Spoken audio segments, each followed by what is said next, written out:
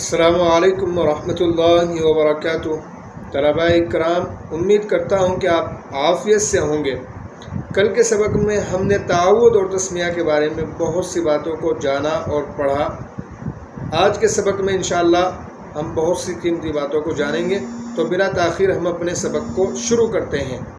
अस्सलामु अलैकुम वरहमतुल्लाहि वबरकातुहू। उम्मीद करता हूँ कि तमाम तलबा-ए कराम आफ़ियत से होंगे। तलबा-ए कराम, कल के सबक में हमने चंद बातें आप हज़रात के सामने अर्ज़ की थी, खुसूसन तावुद और तस्मिया की प्रैक्टिस के लिए हमने रिकॉर्डिंग करके आपको भेज दी थी। उम्मीद है कि आप लोगों ने उसको सुना होगा और अच्छी तरीके से याद भी कर लिया होगा। तो अब बिला ताख़ीर आज का सबक हम शुरू करते हैं। आप देख लीजिए।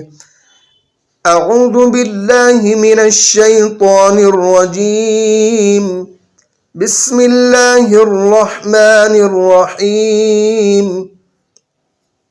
तलबा-ए कराम, सबसे शुरू में आप यहाँ देखेंगे बिस्मिल्लाह के बाद हिदायत लिखा हुआ है।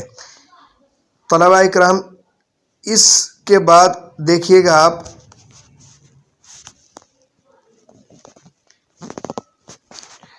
ये हरूफ मुफरदात बुनियाद हैं। मुफरद कहते हैं अकेले को और मुफरदात कहते हैं बहुत सारे अकेले अल्फाज को। बुनियाद यानी जड़ हैं। इसी में बच्चे के तलफ़्फ़ुज़ दुरुस्त करवाएं और हरूफ के नुक्ते भी याद करवाएं।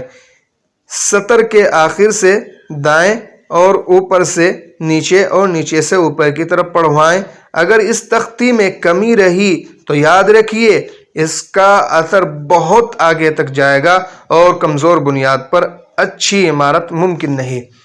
तलबा-ए कराम, आप हजरात ने इन बातों को सुना। अगर मैं इसको ज़्यादा आप लोगों को खुलासे के साथ बयान करूंगा तो सबक हमारा लंबा हो जाएगा। इंशाअल्लाह जब आगे हम सबक पढ़ेंगे तो तमाम बातें हमारे सामने आ जाएंगी। बस मुख्तसर ये समझ लीजिए कि अलिफ से लेकर या तक के जितने भी अल्फाज हैं उन्हीं तमाम अल्फाजों के ऊपर कुरान करीम की बुनियाद है, कुरान करीम की जड़ है।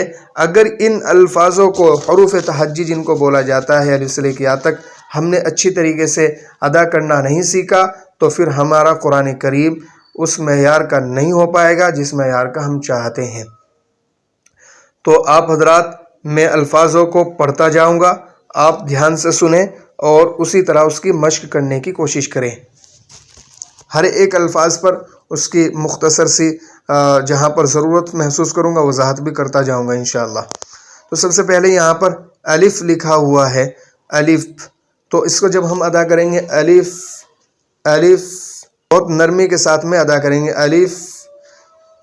इसके बाद बा, जब बा को अदा करेंगे तलबा-ए कराम तो दोनों होठों का जो नरमी वाला हिस्सा जो थूक से गीला रहता है उनको मिलाकर बहुत नरमी के साथ अदा करेंगे बा।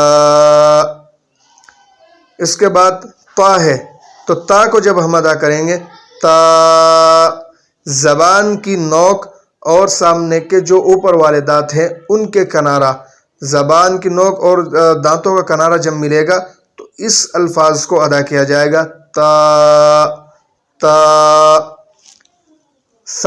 सा को भी उसी जगह से अदा करेंगे जिस जगह से हमने ता को अदा किया है।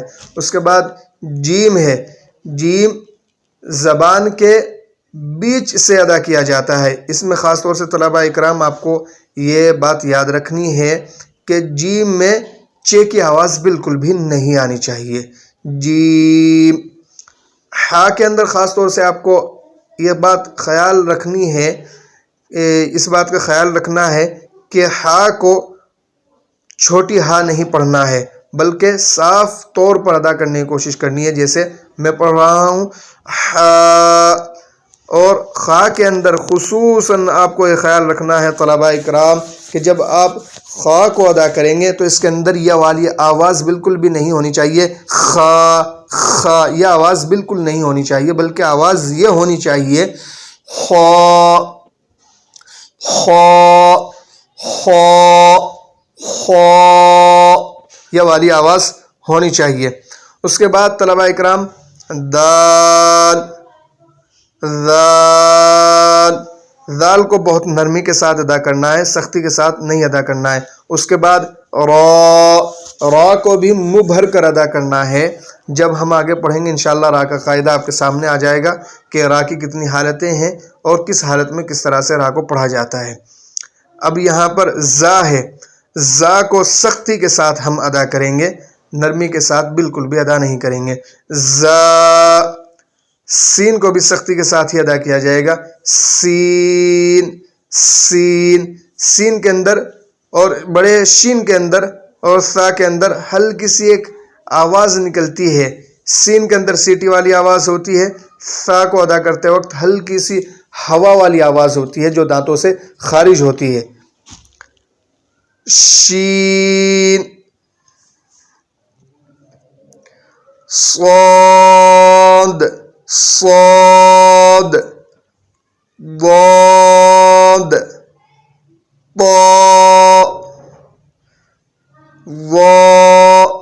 یہاں پر خاص طور سے آپ ان چاروں الفاظ میں یہ خیال رکھیں گے کہ ان میں ہونٹ بالکل بھی گول نہ ہو، ہونٹ بالکل بھی گول نہیں کریں گے آپ، ان کا خیال رکھنا ہے آپ کو۔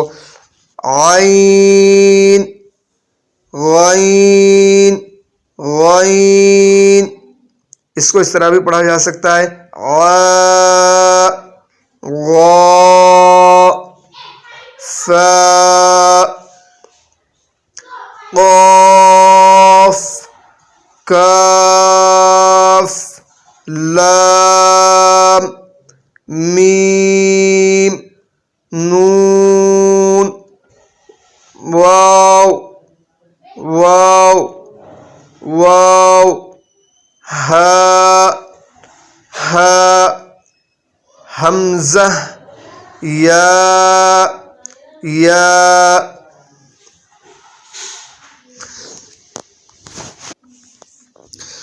طلباء اکرام، آج کی تختی ہماری مکمل ہو گئی، یہ ہمارا آج کا سبق ہے۔ اسی طریقے سے ان کو آپ کو پریکٹس کرنی ہے اور مشق کرنی ہے۔ انشاءاللہ 3-4 دن میں آپ ان چیزوں کی اچھی طریقے سے پریکٹس کر لیں گے، مشق کر لیں گے، پھر اللہ رب العالمین نے چاہا باضابطہ ہماری جو دوسری کتاب ہے اس کا سبق کا بھی آغاز کر دیا جائے گا۔ اللہ تبارک و تعالی ہمیں اچھی طرح سے پڑھنے پڑھانے کی توفیق عطا فرمائے۔ تو ملتے ہیں دوسرے سبق میں، جب تک کے لیے فی امان اللہ تعالی۔ السلام علیکم ورحمۃ اللہ وبرکاتہ۔